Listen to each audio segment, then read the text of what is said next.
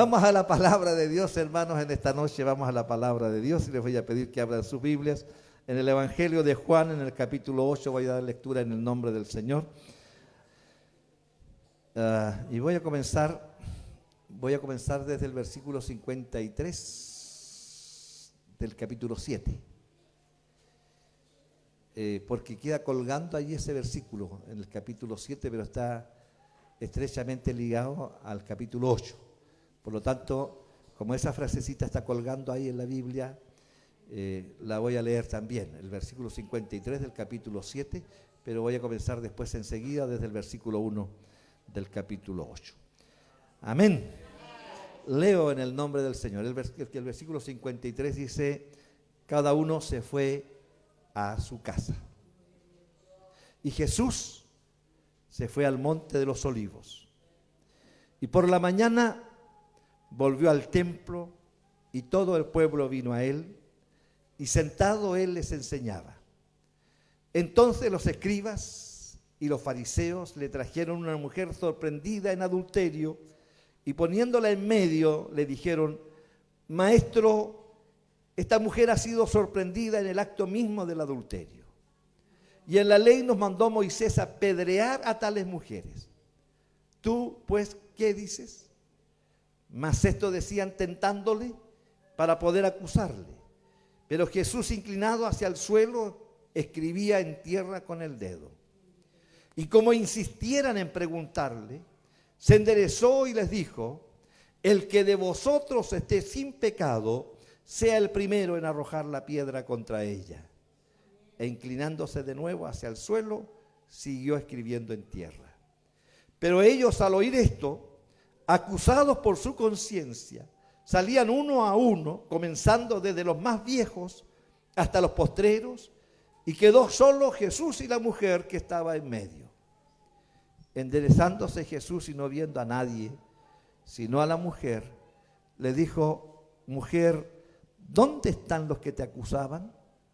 ¿Ninguno te condenó? Y ella dijo: ninguno, Señor.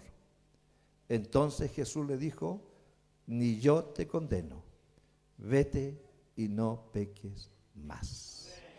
Esa es la palabra de Dios para nosotros en esta noche. Hoy día se habla mucho de la dignidad humana.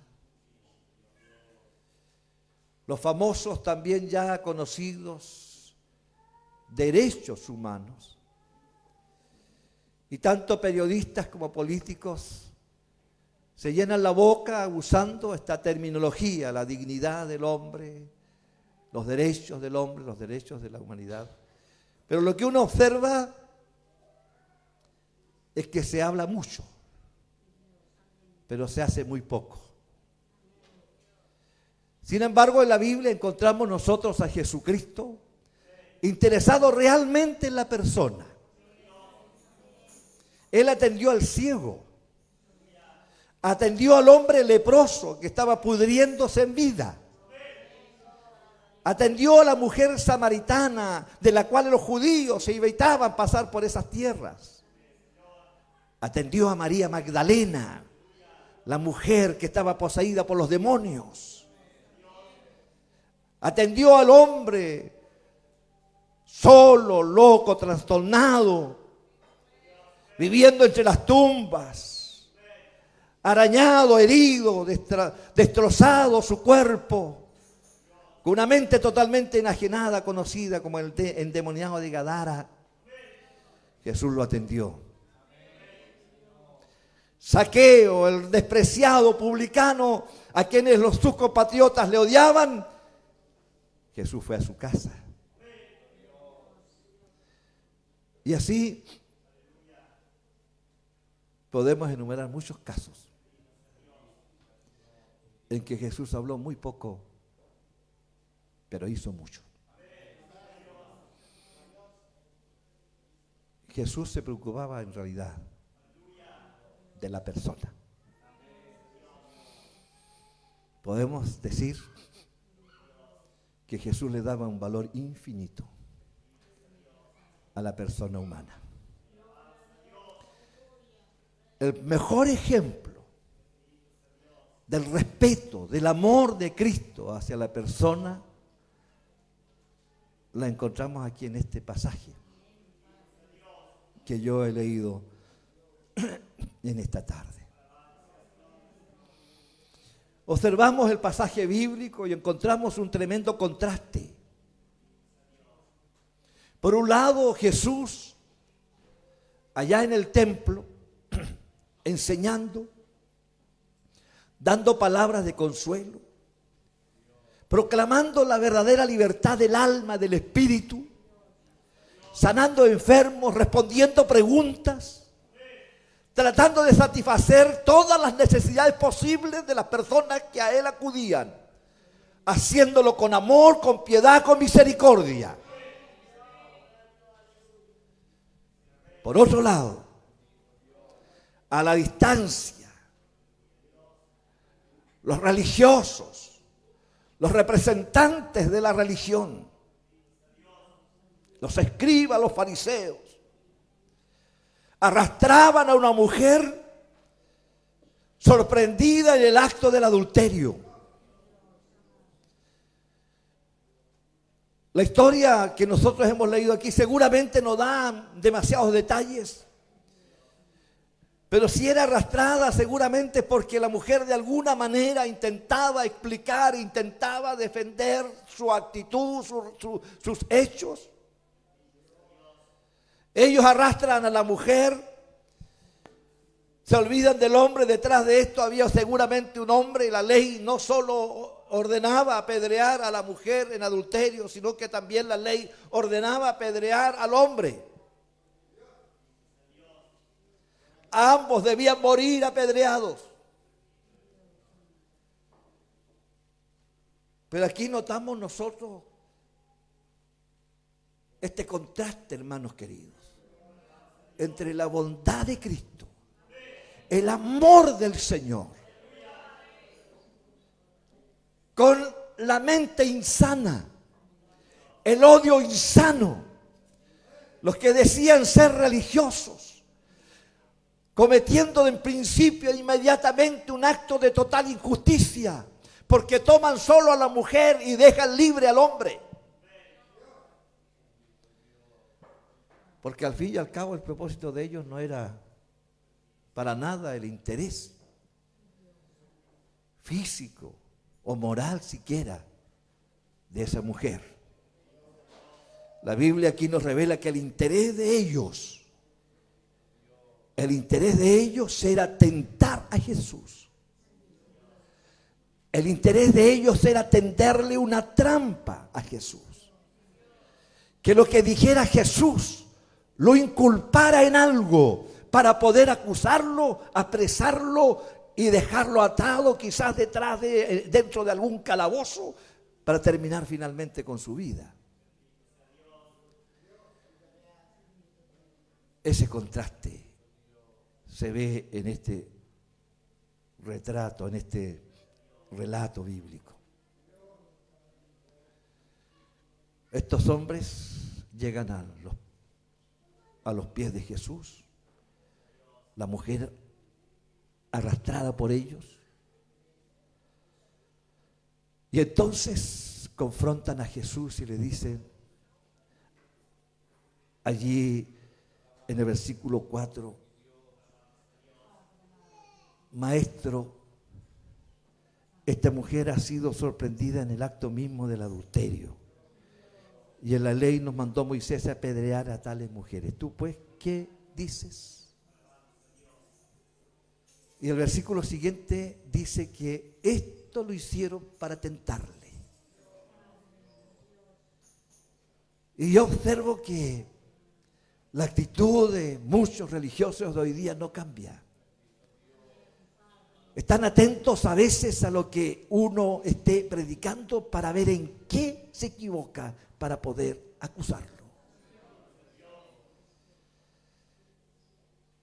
La intención ni siquiera es corregir, la intención ni siquiera es aconsejar, la intención es destruir. La intención de los religiosos era apresar a Jesús meterlo en el calabozo y después quitarle la vida. Y ante esta pregunta, Jesús guarda silencio. No responde una sola palabra. Y dice la Escritura que mientras ellos le preguntaban, Jesús escribía en tierra. Nadie sabe lo que Jesús escribía. Hay algunos que dicen que mientras le hacían esta pregunta, Jesús estaba haciendo un listado de los 10 mandamientos. Otros dicen que cuando los fariseos hacían estas preguntas, Jesús lo que hacía era una lista de los pecados de las personas que estaban al frente de él. Sin embargo, esas son solamente suposiciones, puesto que la Biblia no dice nada absolutamente acerca de lo que Jesús escribía, pero sí guardaba silencio. Que el Señor nos bendiga. Ante la insistencia de la gente, ante la insistencia de los religiosos, porque no era la gente, eran los religiosos que intentaban tentarle y estaban acusando a la mujer. Ante la insistencia de ellos, finalmente Jesús levanta la cabeza y los confronta con esta frase tan conocida: el que de vosotros esté sin pecado, sea el primero en arrojar la piedra sobre ella. Y luego volvió a inclinarse y a seguir escribiendo. Que el Señor nos bendiga. Cuando posteriormente levanta la cabeza, la Biblia dice que la conciencia comenzó a acusar a los religiosos. Y comenzando desde los más viejos hasta después los más jóvenes, uno a uno se fueron retirando del lugar, dejando finalmente a la mujer sola. Cuando Jesús levanta por segunda vez la mirada, ve a la mujer sola y entonces le pregunta Jesús a la mujer, el término mujer aquí, hermanos, en griego es señora. Nosotros leemos mujer, pero en griego es señora. Esto hago énfasis en esto para demostrar el respeto de Jesús. Estaba frente a una mujer descubierta en el acto mismo del adulterio. Sin embargo, a pesar de que era una mujer pecadora y ya sentenciada por los religiosos, Jesús la trata con respeto. Y le dice, señora, ¿ninguno te condenó? Y la señora le responde, ninguno, Señor. Aleluya. Gloria a su nombre. Bendito sea el Dios de Israel. Bendito sea este Dios de amor, este Dios de misericordia. Ninguno, Señor. Y Jesús le responde, ni yo te condeno. Vete y no peque más. Que el Señor nos bendiga. Tenemos enseñanzas aquí que sería bueno recalcar. Las enseñanzas secundarias que sacamos de este pasaje bíblico, en primer lugar, hermano, es que la iglesia, y cuando yo me refiero a la iglesia, no me estoy refiriendo solo a la congregación local, sino me estoy refiriendo a la iglesia de Cristo. Me estoy refiriendo a todos quienes somos parte de esta iglesia. Aquí en Temuco, en Valdivia, en Osorno, en el norte, en el sur, en el este, en el oeste, me refiero a la iglesia de Cristo. Y la primera gran enseñanza secundaria que yo saco de este pasaje, hermano, es que la iglesia debe ser un lugar de enseñanza y confirmación en la fe. Y no un lugar de condenación. Este lugar, la iglesia de Cristo, debe ser un lugar en donde el pecador se sienta confirmado en su fe y en donde reciba misericordia. La iglesia no es el lugar en que venimos a condenar.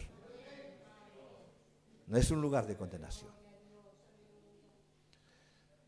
Lo segundo es que nadie en la iglesia tiene el derecho moral para juzgar y condenar a los demás. ¿De dónde deduzco esto yo? Que nadie tiene el derecho moral de juzgar o condenar a otro. Lo deduzco de esta frase de Jesús. Porque Jesús es santo. Nunca hubo pecado en él. Vivió entre los pecadores, pero nunca pecó. Y cuando Jesús ve a la mujer sola y le pregunta, ¿ninguno te condenó? Y ella le dice, ¿ninguno, Señor? Entonces Jesús se coloca como el parámetro ideal, la medida ideal. Sea bendito su nombre. Alabado sea Dios. Y Él dice, ni yo te condeno. Gloria a Dios.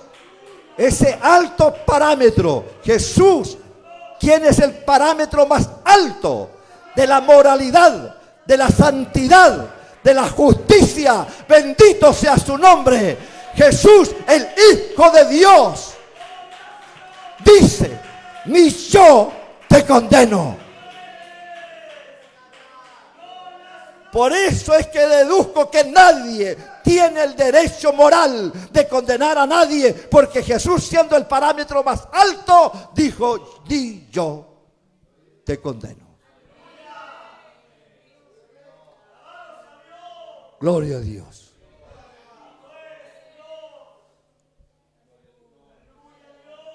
Tercera enseñanza secundaria de este pasaje es que no hay que olvidarse que todos están en el riesgo de caer en el mismo pecado que condena en otro.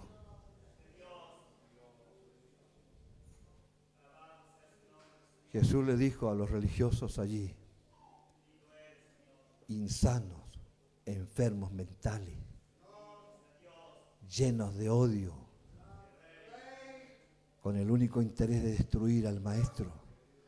Jesús les dijo, el que de vosotros esté sin pecado,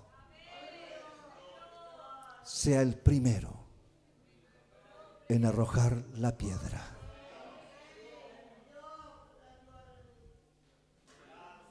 Por primera vez los fariseos y escribas, por primera y quizás única vez, actúan con honestidad. Y acusados por su conciencia, se comienzan a retirar del lugar, uno a uno.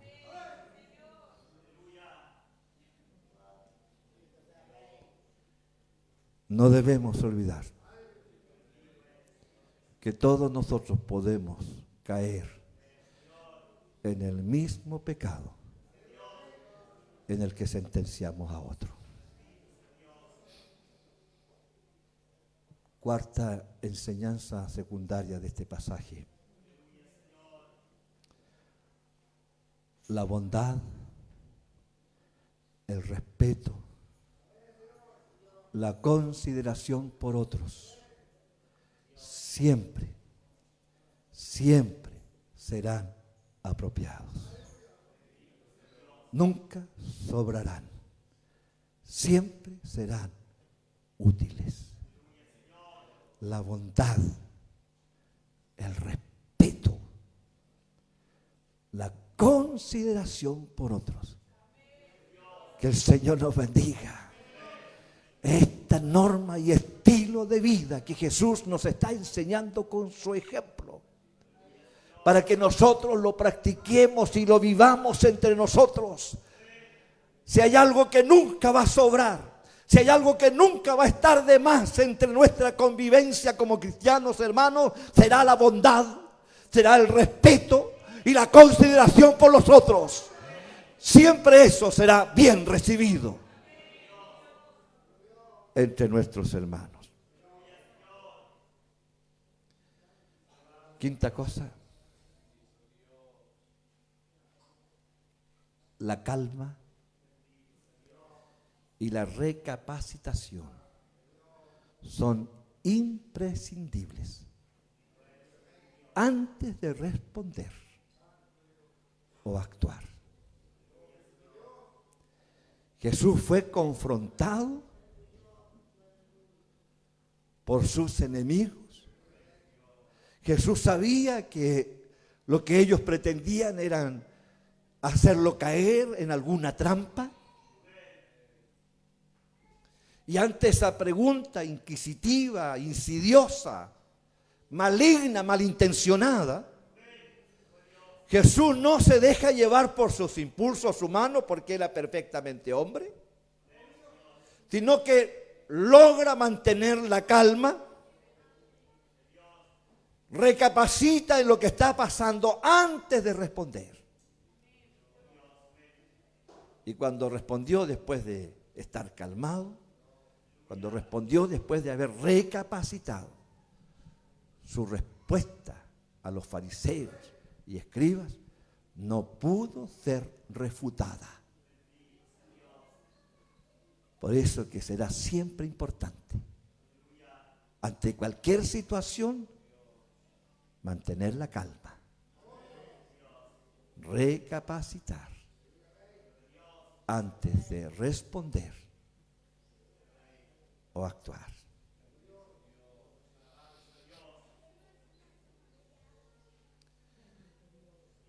Tenemos también una lección que es la principal de esta parábola. Cada persona es de un valor infinito delante de Dios. Y cuando digo cada persona, estoy hablando de cada persona. Cada y toda persona. No importa su estatus social. No importa su estatus económico.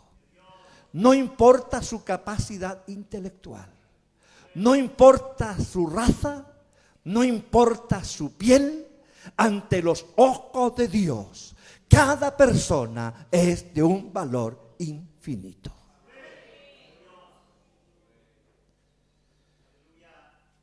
Tres cosas noto aquí en esta enseñanza principal, en relación a que ante los ojos de Dios, toda y cada persona es de valor infinito. Primero, la persona vale más que cualquier código legalista. Repito una vez más.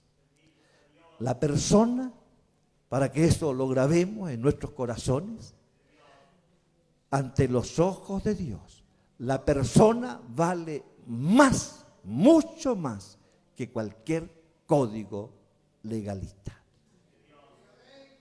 Ante la crítica de Jesús, ante la crítica a Jesús por el accionar tanto de él mismo como de sus discípulos de hacer cosas que no debían hacerse según la ley en el día de reposo, Jesús en una oportunidad responde a los fariseos y escribas, porque los discípulos comían en día de reposo refregando las espigas de trigo. Y entonces los fariseos y escribas critican a Jesús de por qué sus discípulos infringían la ley y comían en día de reposo restregando el trigo. Y la Biblia dice que los discípulos, teniendo hambre, tomaron trigo para restregarlo y alimentarse. Y ante eso vino la crítica de los escribas.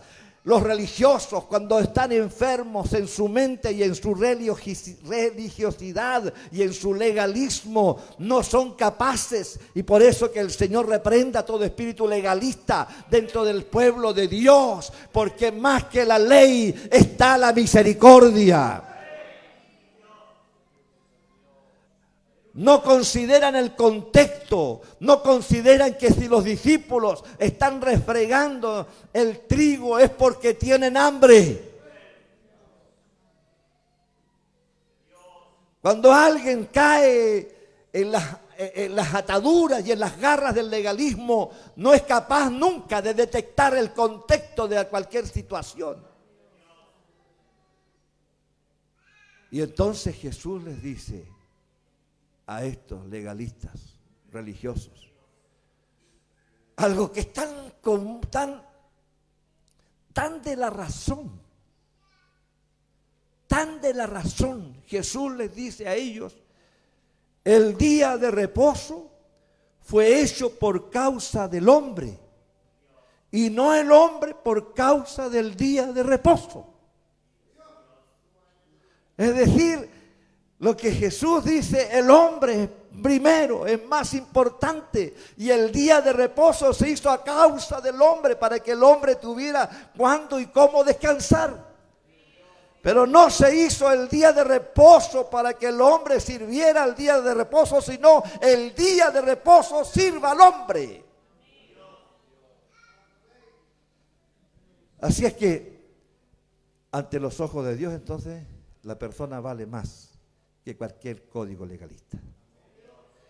Segunda cosa, Cristo recibe y perdona libremente. No tiene que preguntarle a nadie. No tiene que consultar con nadie. Jesús es libre. Él es soberano. Y Él perdona cuando quiere.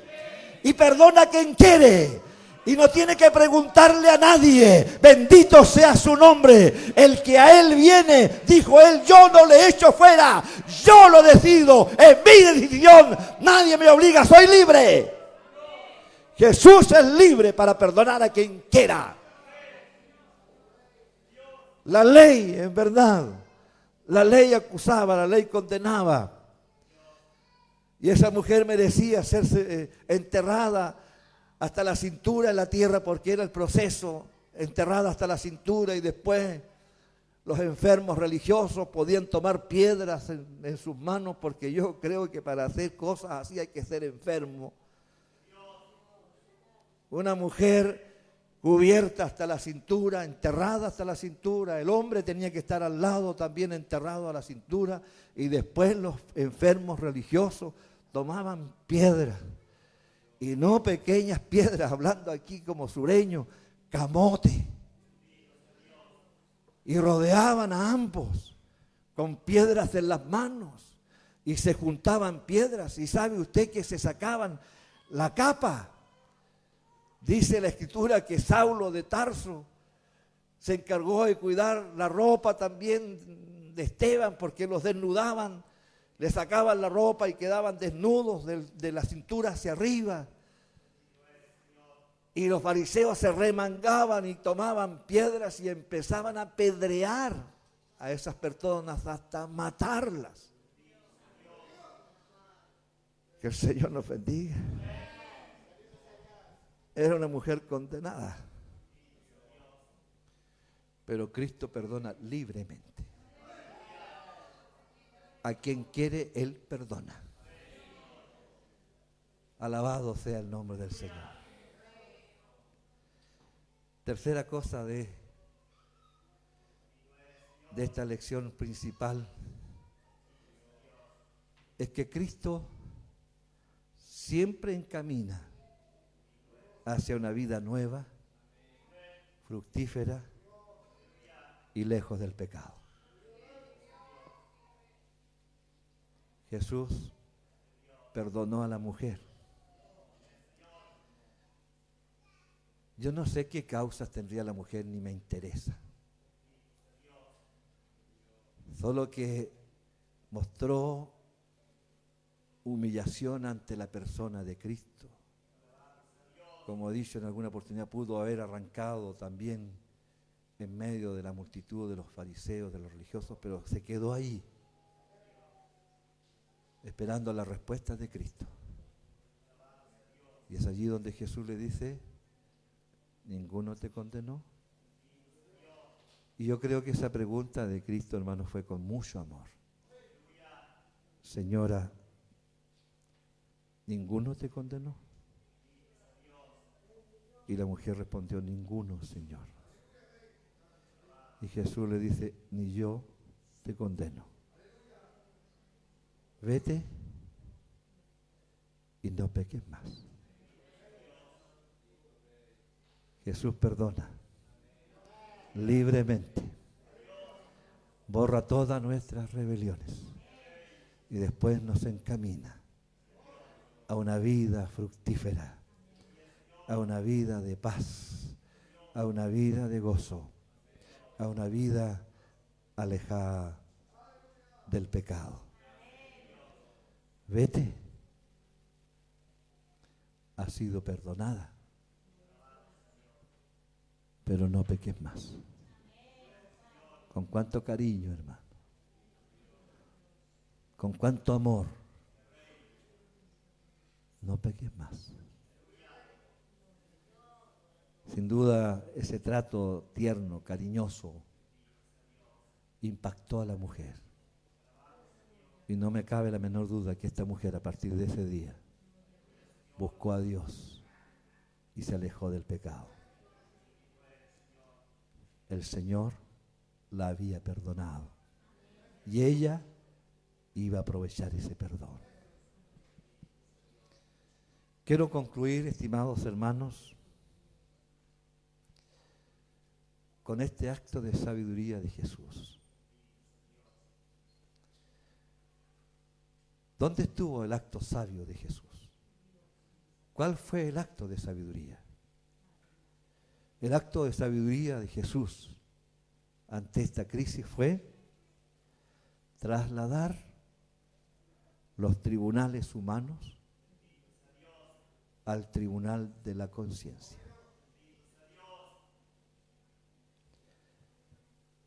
Los fariseos habían levantado un tribunal humano con leyes humanas para juzgar a la mujer. Y seguramente, estimados, cuando el tribunal está compuesto de leyes humanas, de normas humanas, no habrá misericordia. Pero la sabiduría de Jesús fue trasladar el tribunal humano, el tribunal legalista, trasladarlo al tribunal de la conciencia. Y le dice a los acusadores, el que de vosotros esté sin pecado, sea el primero en arrojar la piedra. Y acusándoles la conciencia. Mire la tremenda sabiduría del Señor. Sacarlos de su empeño en juzgarlo en tribunal humano, para trasladarlo a este tribunal invisible, al que yo quiero también que esta noche nos traslademos nosotros, al tribunal de la conciencia.